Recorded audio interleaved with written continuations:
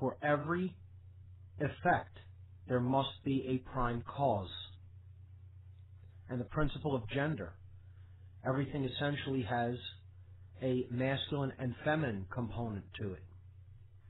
So these general principles will be touched on. They will not be gone into in depth, but they will be touched upon as we uncover natural law, what it is, and how it works. So I'm now going to slide 16 for those who are following along in the PDF document, and that will be posted with the podcast to the website in the podcast section. I usually post the podcast the following day after the show. I have a section called Discovery versus Belief. So this is section 4. I started this with a quote from Soren Kierkegaard. There are two ways to be fooled. One is to believe what is not true, and the other is to refuse to accept what is true. So the first way to be fooled is to believe what is not true.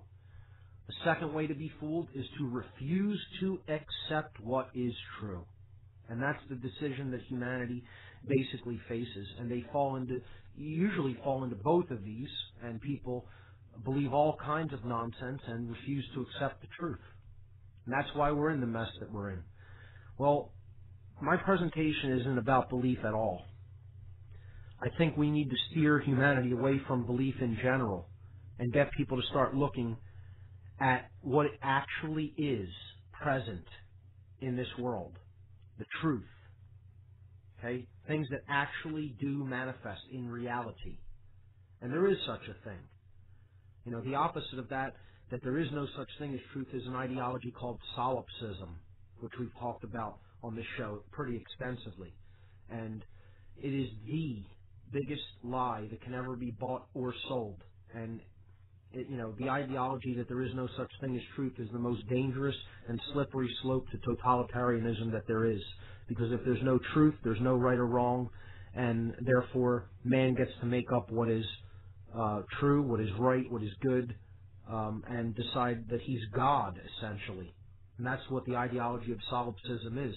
It's outlined in the book 1984 by George Orwell. Solipsism is specifically mentioned. So, in general, belief, I'm on slide 18 now, is, I have an image of a guy jumping off of a cliff saying, I don't believe, ... And then the next slide, slide 19, is him falling to his doom. And, as he's falling, he's saying, in gravity.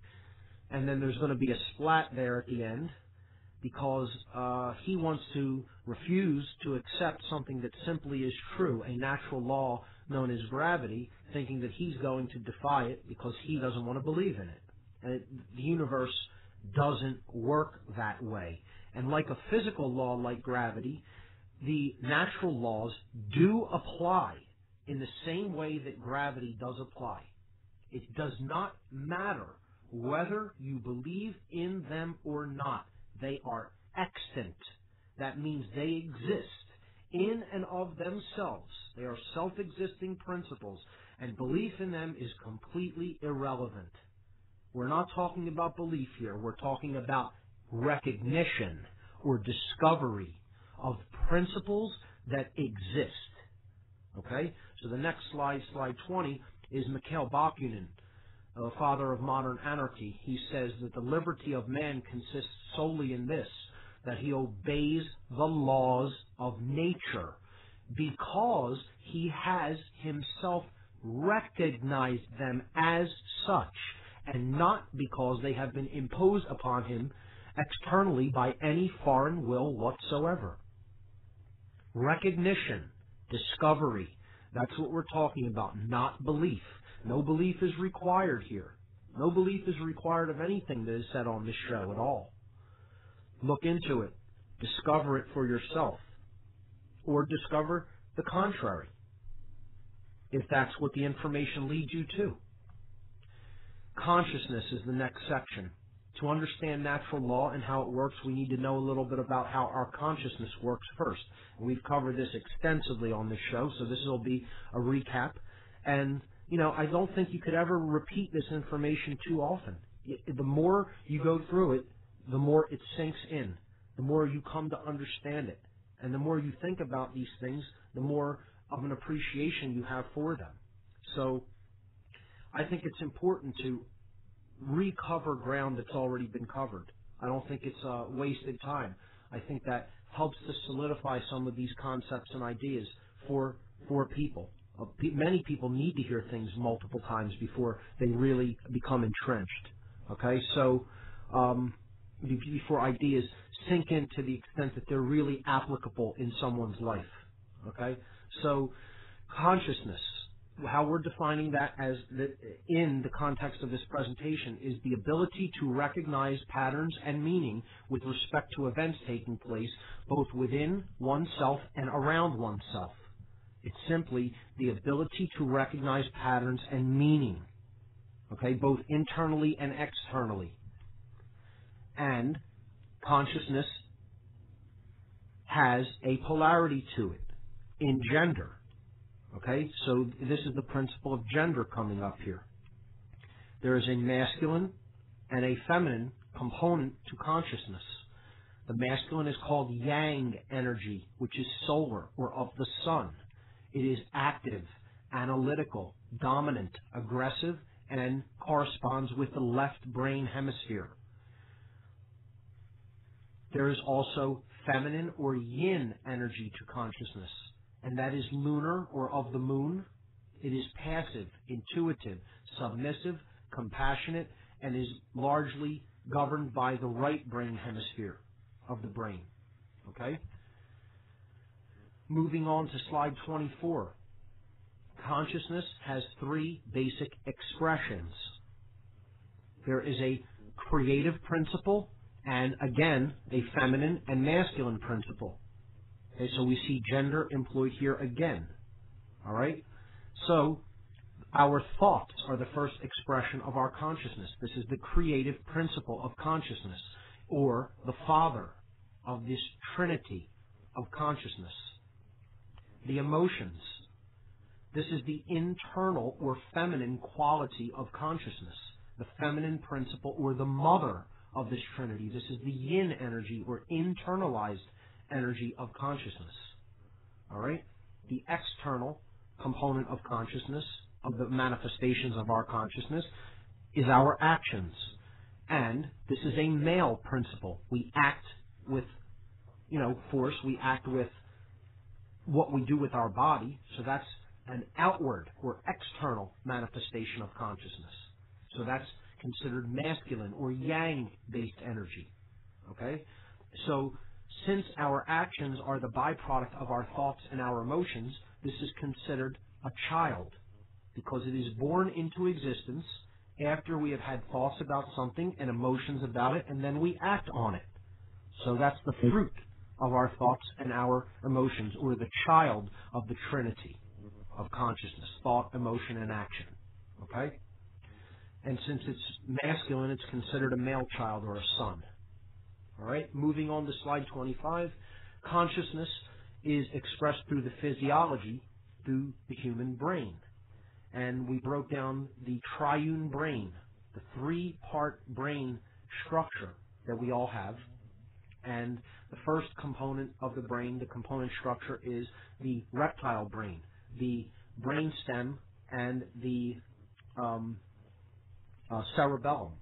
So this is the component, this is the structure within the human brain, the complex within the brain called the R complex, that essentially governs our motor skills, provides our movement coordination, our respiration, and governs instinct and survival in the physical sense.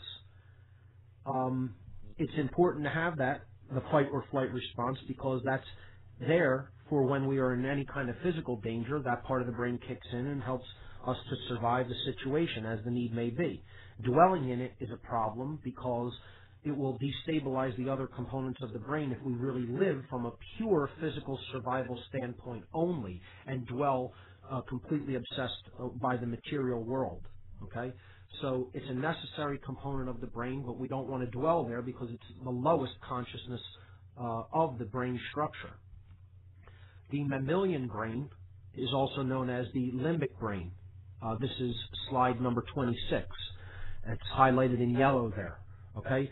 This part of the brain governs our emotions. It makes possible our emotions to be felt within the body because of the chemicals that it outputs. And this is known as the midbrain. Now, all human range of emotions basically are the chemicals that are secreted make that range of emotion possible. So both positive and negative emotions, both are basically generated through this complex in the brain, the limbic system. All right? So that's the internal qualities of consciousness, generated through the limbic system. That's the emotional machinery for the brain. Finally, on slide 27, we see the human brain, or the neocortex.